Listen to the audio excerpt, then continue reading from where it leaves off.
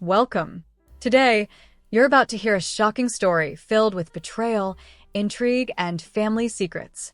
Imagine losing your husband and struggling to cope with grief, only to have your own sister deliver a devastating blow that changes everything. At her baby shower, my sister publicly announced that my late husband was the father of her child. I was frozen in disbelief. Was it true? A lie? Or a cruel manipulation? But the worst part? My parents knew about it all along and kept it a secret. What is my family hiding? Will I be able to prove the truth? And what shocking secret will be revealed by the end of this story? Stay with us until the end. You won't believe the final twist. Life has a way of falling apart at the most unexpected moments. Just yesterday, I was a happy wife, making plans for the future, and today, I am a widow, standing before the urn containing my husband's ashes. My name is Lauren Brooks, I am 32, and 6 months ago, I lost my husband Jack in a horrific accident. His car was reduced to a pile of metal after a head-on collision with a truck on one of the highways in Texas. His body was so badly mangled that an open casket was out of the question. It was the worst day of my life. When the hospital called me, I didn't believe it at first. The doctor on the other end of the line spoke in a calm, sympathetic voice, but the meaning of his words reached me with a delay, as if through a dense layer of water. We did everything we could. That phrase got stuck in my head like a broken record. Everything we could. But it wasn't enough. Jack was dead. The first days passed in a blur. The funeral arrangements, the consoling phone calls, the hugs, the tears I couldn't stop. I would wake up in the middle of the night thinking he had just stayed late at work, only to realize after a few dreadful seconds of silence that he was never coming home. The world around me seemed gray and flat. Even the air felt heavy, soaked in grief. I tried to eat, but food was tasteless. I stared at my phone, waiting for messages that would never come. If not for my parents, who took over the funeral arrangements, I would have completely fallen apart. "Lauren, sweetheart, you have to hold on," my mother would say, squeezing my hand. My father wasn't a man of many words, but his firm embrace spoke louder than anything he could have said. They didn't know how to help me, but just being there was enough to keep me from collapsing entirely. After the funeral, the house became too quiet. I tried to fill it with sound, turning on the TV, letting music play in the background, but nothing helped. The silence was deafening, a constant reminder of the emptiness in my life. I almost stopped going outside, avoiding meetings with friends. I didn't want to hear their words of sympathy, didn't want to see their pity-filled eyes. I didn't need their pity. I needed Jack. One day, unable to bear the loneliness any longer, I signed up for a widow's support group. It was something new for me, something I never would have done before. But when you find yourself in the darkest corner of your life, you grasp at anything that might keep you afloat. Every Tuesday, I sat in a circle with people who understood what it meant to lose a loved one. Sometimes I still make coffee for two, and then realize that no one will drink the second cup, I admitted, swallowing the lump in my throat. "That's normal, sweetheart," one of the women in the group said with a gentle smile. "Grief comes in waves. You'll feel like you're drowning in it, but then, one day, the waves will start to recede. You will learn to breathe again." I wasn't sure if I would ever learn to breathe again. Time passed, but the pain did not lessen. I expected that after the funeral, there would be some relief, but it never came. There was only an empty house and days that felt unbearably long, with no idea how to fill them. I tried to follow the advice from the support group, start new habits, go for more walks, take up something new. But everything I did felt meaningless. Every morning was the same. I got out of bed, but it felt pointless. The emptiness in my chest was so vast it seemed like it would tear me apart from the inside. I made coffee, but I drank it slowly, without tasting it, staring out the window at the street where people rushed about their daily lives. Life was moving forward, but I was stuck in the past. Work at the law firm where I had been for the past 5 years no longer gave me any satisfaction. I couldn't concentrate. The cases that once interested me now felt burdensome. My colleagues were understanding, but it was difficult to be around people. I felt like an outsider among them, as if my life had come to a standstill while theirs continued without pause. Sometimes I thought about quitting. Jack had left me everything: the house in Austin, an apartment in the city center, a substantial amount in the bank. I could afford not to work, but the thought of sitting alone in an empty house all day scared me even more than the idea of going to the office. I reduced my workload to part-time.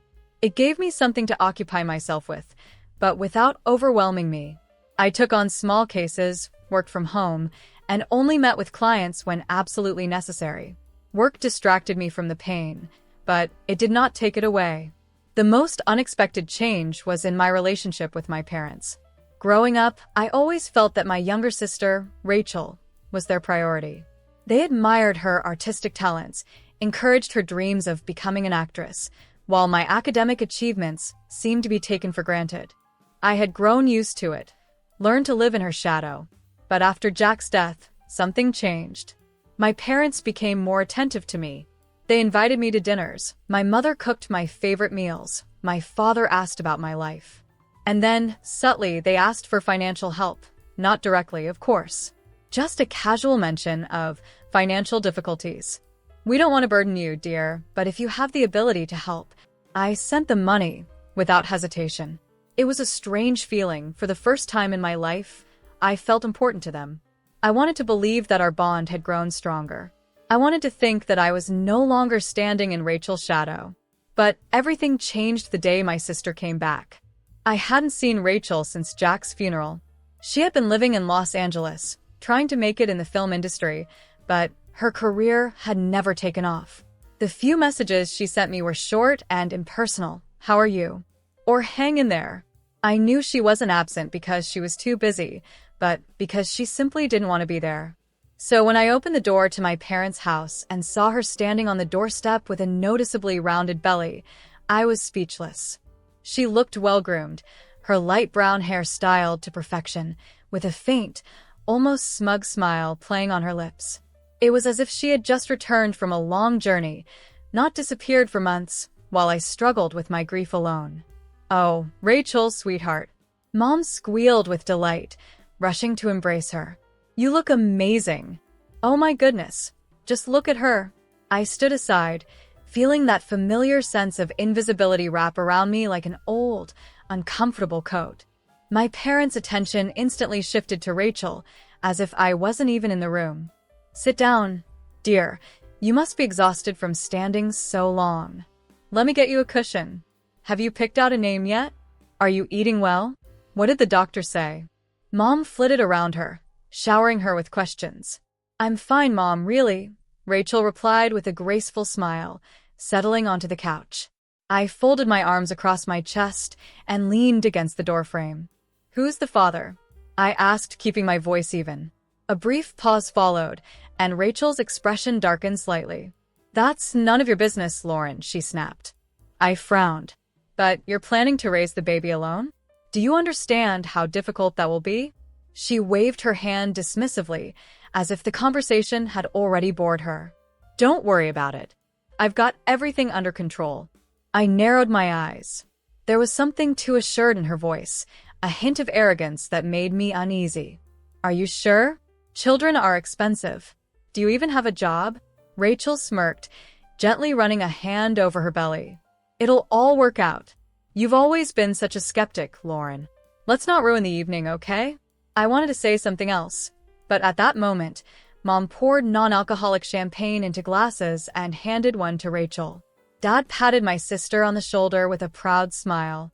"That's my girl. You always land on your feet." I felt something tighten inside me. It was just like when we were kids. I had always tried to be the good daughter, responsible, reliable, but all the love and admiration from our parents had always gone to Rachel. Even now, after I had lost my husband, after my life had crumbled, she was still the center of attention. As if my pain didn't matter. I took a deep breath and exhaled. I knew there was more to her sudden return than she was letting on. I could feel it in every fiber of my being. But for now, all I could do was wait. And watch. A few days had passed since Rachel's unexpected return, but the unease in my chest hadn't faded. I kept trying to figure out why she had come back now. Why, after months of silence, had she suddenly reappeared in my life? The answer came in the middle of my workday. My phone vibrated, and Rachel's name lit up on the screen. I stared at it for a few seconds before finally picking up. Lauren. Hi. Her voice was overly sweet, overly cheerful, as if we were best friends, and she was calling just because. Hi, I answered cautiously, waiting for the catch. I was thinking, she hesitated, as if trying to find the right words. I'm having a baby shower this weekend at Mom and Dad's house. I'd really love for you to come.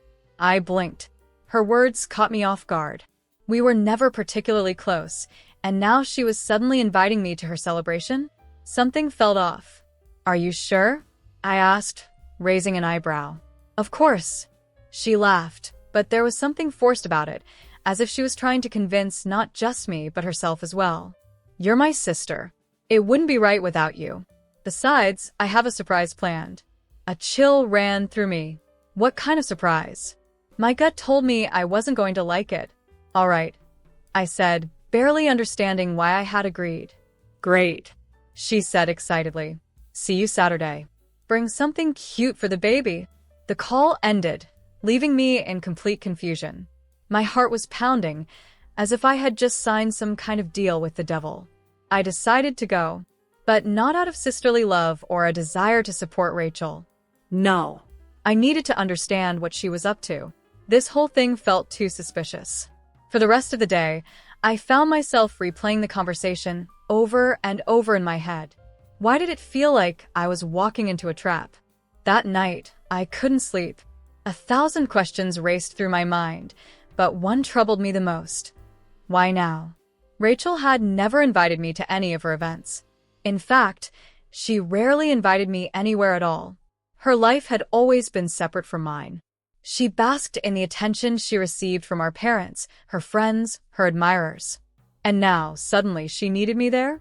It was too strange. I tossed and turned in bed, trying to come up with a logical explanation. Maybe she genuinely wanted to fix our relationship. Maybe, for once, this was a sincere gesture? I almost let myself believe it, but then I remembered her voice, that unnatural, sugary tone that always meant one thing. She was up to something. The next morning, I went to the shopping mall to pick out a gift for the baby. I wanted to buy something practical, something the child would actually need, not just a cute trinket. I chose a baby monitor and a soft, handmade blanket. No matter how wary I was of Rachel, I couldn't ignore the fact that the baby wasn't to blame for its mother's actions. As I stood in line at the checkout, I suddenly felt someone watching me. I turned around, scanning the area, but saw nothing out of the ordinary. Maybe it was just my nerves? Or was someone actually following me? I shrugged it off, quickly paid, and headed for the exit. But the unsettling feeling didn't leave me. It had taken root inside me, growing stronger with every step. I couldn't shake the sense that this baby shower was going to be more than just a party. Something was going to happen on Saturday. Something that would change everything. Saturday arrived faster than I expected. All day, I felt like a person walking to their own execution. A cold unease settled deep in my chest, refusing to leave, despite the warm weather outside. I glanced at the beautifully wrapped gifts sitting on the passenger seat of my car and, for a brief moment, had the urge to turn around and drive away. But I couldn't. I needed to find out what Rachel was up to. I parked outside my parents' house and took a deep breath before stepping out.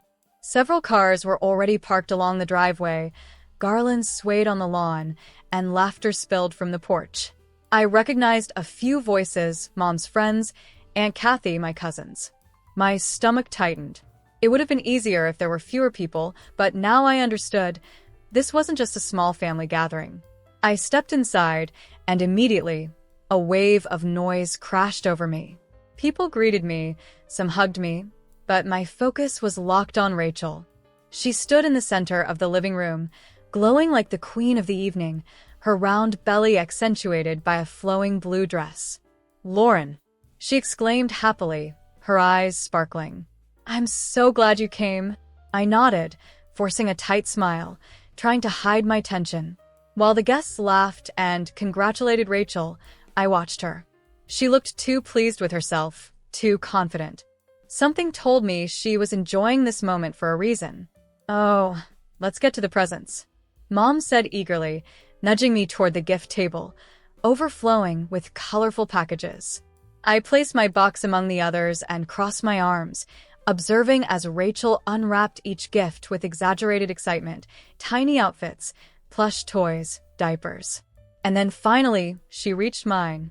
She opened the box and pulled out the baby monitor. For a moment, her smile faltered, but then it returned, brighter than before. "Oh, Lauren, this is so sweet. You're always so practical."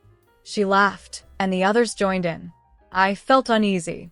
Something about her reaction was off, as if she had expected something else from me.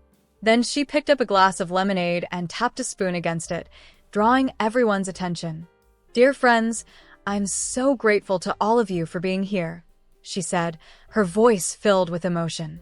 "This baby is a true miracle, and I think it's time to share an important secret." I tensed. The room fell silent. All eyes were on her. She paused, relishing the moment. "I think it's time everyone knows who the father of my child is," she continued, looking directly at me. My heart stopped. "No, not this. The father of my child is Jack Brooks."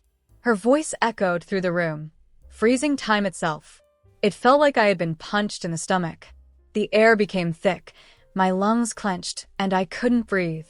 Someone gasped. Aunt Kathy covered her mouth with her hand.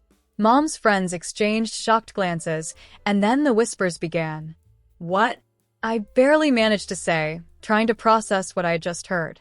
"Yes, Lauren," Rachel said with a falsely sympathetic tone. "I'm so sorry you had to find out like this, but I couldn't keep it a secret any longer. Jack and we had a relationship." I turned to my parents.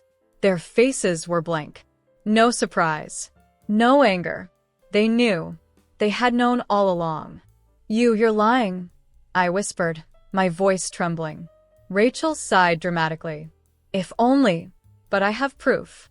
She pulled out her phone and turned the screen toward me. There it was, a photo of Jack and Rachel, wrapped in an embrace in some hotel room.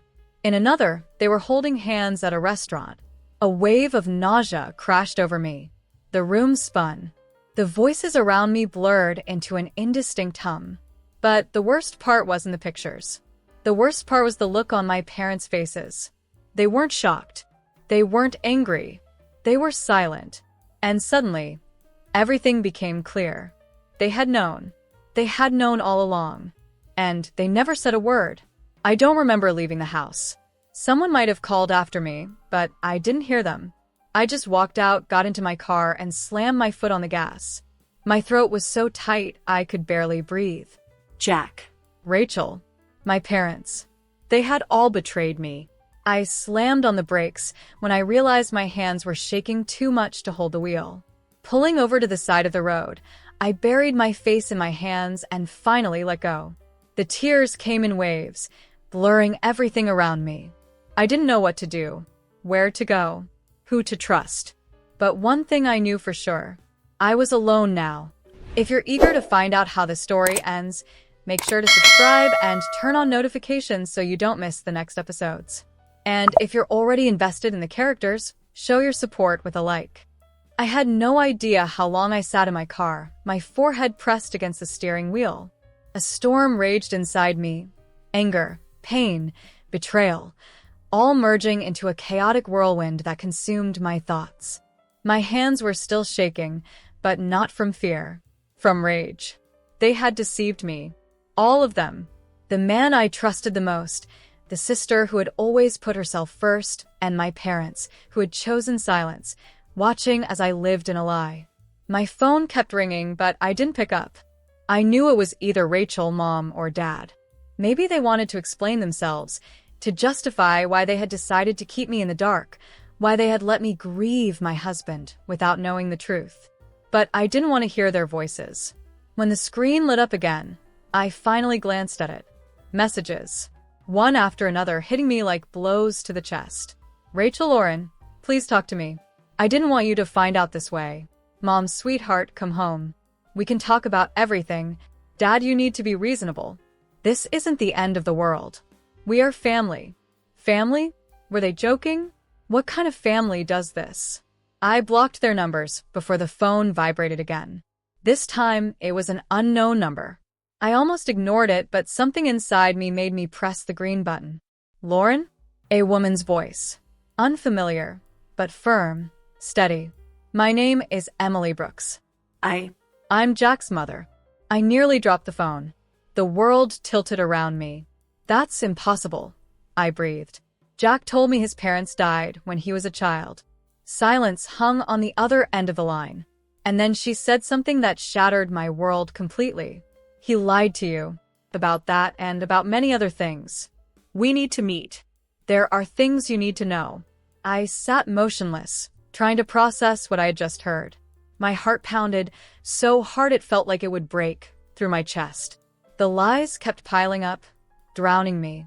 I thought I had already hit rock bottom with betrayal, but it turned out there was another layer, darker, more horrifying. Where? I croaked out.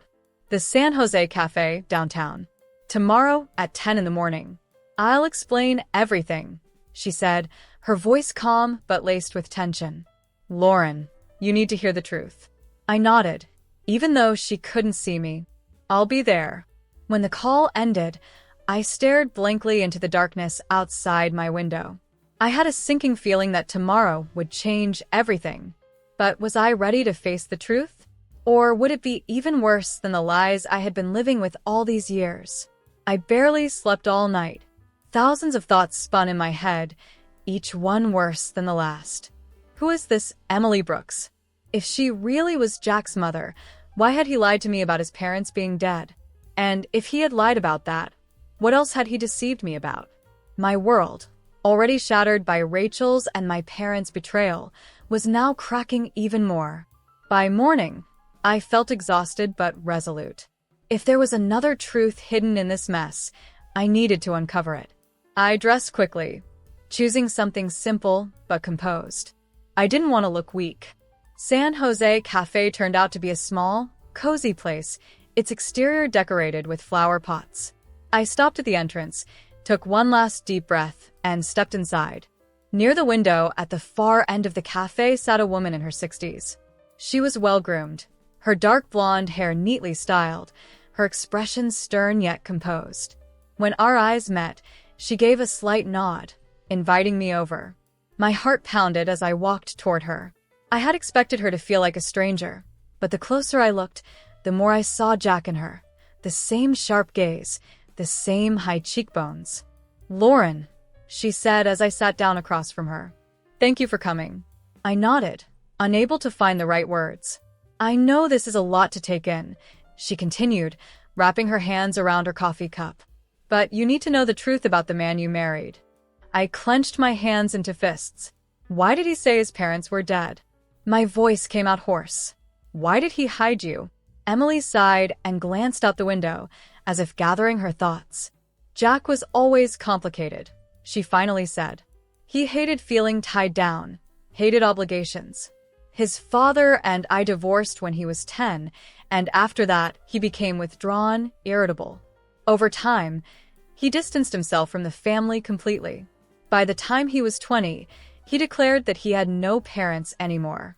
For him, it was easier to erase the past than to deal with it. I stared at her in disbelief. But he never talked about having issues with his family. If anything, he said he always longed for a sense of belonging, for stability. Emily let out a bitter chuckle. He was good at telling people what they wanted to hear. Her voice turned colder. Did you know that he was infertile? My eyes widened. What? Jack couldn't have children, Lauren. He had known for years. Medical tests confirmed he had zero chance of conceiving naturally. I froze. The world around me blurred. If Jack couldn't have children, then that means Rachel lied. I whispered. Emily nodded. Exactly.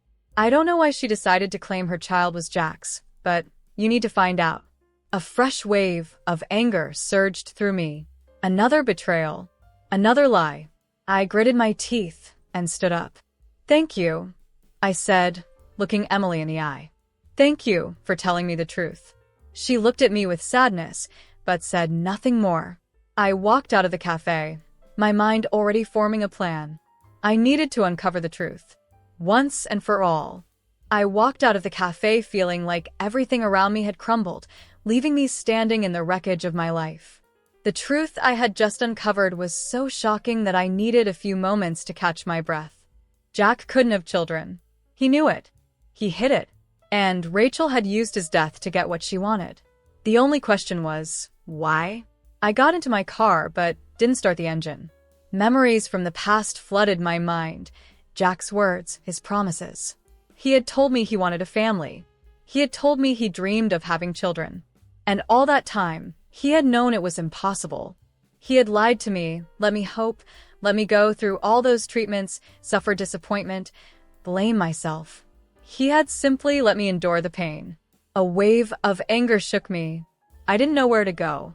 Home felt foreign, and my office an empty obligation. I couldn't just sit still while Rachel continued spinning her web of lies. I pulled out my phone and opened her contact. I hesitated for a second, then hit the call button. Oh, so you finally decided to talk. Her voice was as sugary as ever, but now it only filled me with disgust. We need to meet, I said sharply. In person. Rachel paused for a brief moment. You're still mad, she drawled. But it won't change anything, Lauren. You're lying. I cut her off. And you know it. I don't know what you're talking about. Her tone hardened. I know Jack was infertile, I said, pausing to let the weight of my words sink in. So tell me, Rachel, whose child are you really carrying? Silence. She didn't hang up, but I knew I had backed her into a corner. Meet me tonight, I said firmly. 8 o'clock. The bar on 4th Street. And if you don't show up, I'll start asking questions. To everyone. I ended the call before she could respond. My emotions were tearing me apart, but one feeling burned stronger than the rest. Determination. If Rachel thought she could manipulate me the way she had manipulated our parents, she was wrong. I was going to find out the whole truth. And this time, Rachel had no way out. I spent the rest of the day in tense anticipation. Time seemed to slow down. Anxiety grew inside me, but with it came a firm resolve. Everything had to change today. I wasn't going to let Rachel slip away. I arrived at the bar 10 minutes early.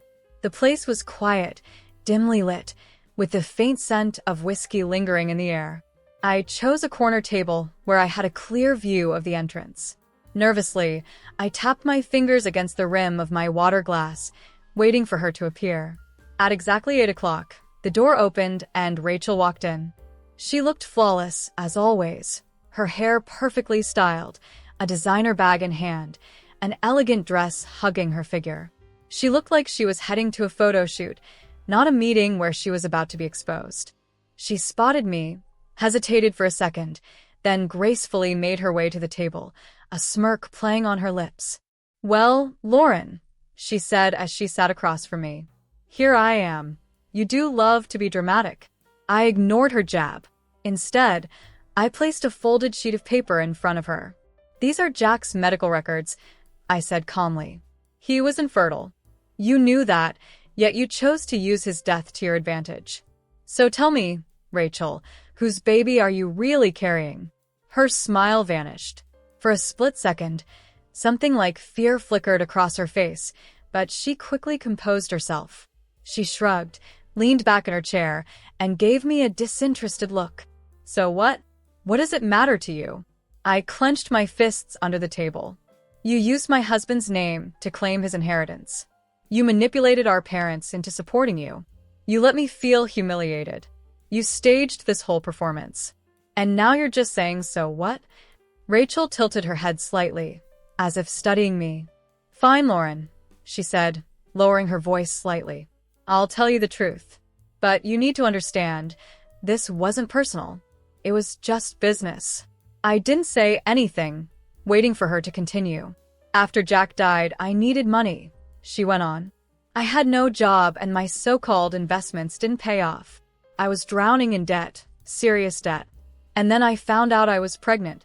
She sighed and gave a small shrug. That's when I got the idea. Jack was dead, you were grieving, and our parents, well, they've always been too soft on me. I thought, why not take advantage of the situation? Why not say the baby was his? You know how much people love a tragic story. They'd believe anything if it sounded heartbreaking enough. I stared at her in complete shock. She spoke about it so casually, as if it were a business deal. Who is the father? I asked through clenched teeth. Rachel smirked. You don't know him. It doesn't matter. It matters, I snapped. You orchestrated this whole charade. You destroyed my life. You made me doubt everything. You used my dead husband for your own gain. That matters, Rachel. She leaned forward, her gaze turning ice cold. And what are you going to do about it, Lauren? Tell everyone? You think anyone will believe you? Mom and Dad will always take my side. They'll forgive me because I'm the poor, single mother. And you? You'll end up alone again. I didn't respond, but something shifted inside me. At that moment, I realized I wasn't afraid of her anymore. She no longer had any power over me. Slowly, I stood up. You're wrong, I said. This time, I won't be alone. And I will make sure you face the consequences of what you've done. Rachel studied me with curiosity, but for the first time, a flicker of unease crossed her face. She knew something had changed. I turned and walked out of the bar, feeling the last of my sister's web of lies crumble behind me. If this story touched you, leave a like and subscribe. Let's discuss in the comments. Do you agree with the characters' choices? I walked out of the bar, but inside me, anger was boiling. I couldn't let Rachel get away with this. Her lies, her manipulations. I couldn't let it go unpunished. I had to act. The next morning, I called my attorney, David Harris, the one person I trusted more than anyone after everything that had happened. When I laid out the situation to him, he listened silently before finally saying, "We can file a fraud lawsuit, Lauren. If the court determines that she deliberately deceived you and the family for financial gain, she could lose any claim to Jack's estate." Those were the words I needed to hear. I wanted justice. That same day, we filed the official complaint. My parents found out immediately. I didn't have to wait long before the calls started. I wasn't even surprised when my mother stormed into my house, her face flushed with anger. "Lauren, what are you doing?" She yelled from the doorway.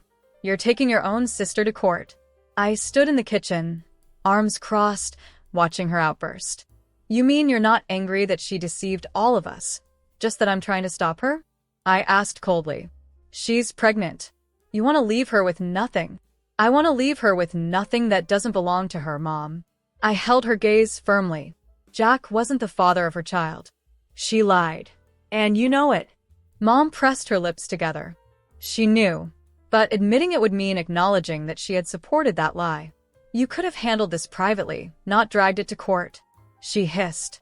I shook my head. In our family, problems are handled with silence. But I won't be silent anymore.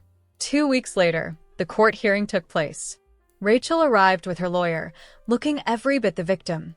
Modest dress, minimal makeup, eyes cast downward.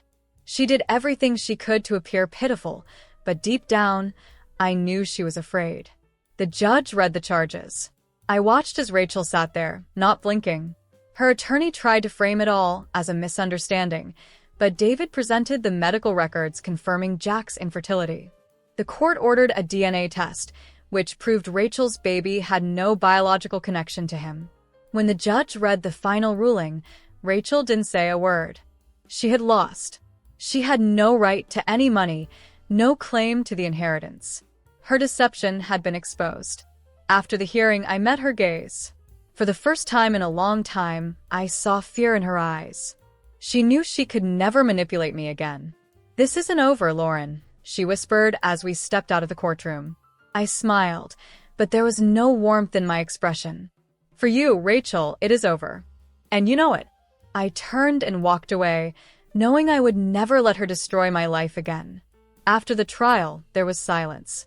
Rachel never called again, and my parents disappeared as well. They probably couldn't accept that their beloved daughter had been at the center of a scandal. But I didn't care anymore. I was done clinging to a family that had never truly valued me. I went home and, for the first time in a long while, felt a sense of lightness. It was as if a weight I had carried for years had finally been lifted from my shoulders. I was no longer the naive woman who believed in unconditional family support. I had become stronger because I had walked through hell and survived. The next day, I met with Emily Brooks.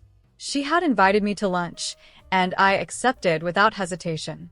She had been the only one who had told me the truth from the very beginning. "You're free now, Lauren," she said, pouring me a cup of coffee. "What are you going to do?" I paused, realizing that for the first time in a long time, I could do anything I wanted. "I want to move," I admitted. "Start fresh. Maybe try something new." Emily smiled. "That sounds right. You deserve a new life." That evening, I made my final decision. I listed the house for sale, packed up my things, and started planning my relocation. A few days later, a letter arrived from Rachel. I stared at the envelope for a long time before finally opening it. "Lauren, I know I've done terrible things. I know you will never forgive me, but I need help. I've lost everything. I have nowhere to go. If you have even a shred of sympathy left, please contact me." I read the letter twice before calmly folding it and tossing it into the trash. My past was behind me now. A month later, I moved to a new city. I found a job, met new people, and started traveling. I was no longer the Lauren who could be deceived and manipulated. I had become someone who chose her own path. And one thing I knew for certain, I would never let anyone destroy my life again.